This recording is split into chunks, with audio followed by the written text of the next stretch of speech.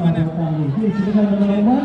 Dan sekarang lagi kita akan ada lagi satu lagi program sambutan berbuah.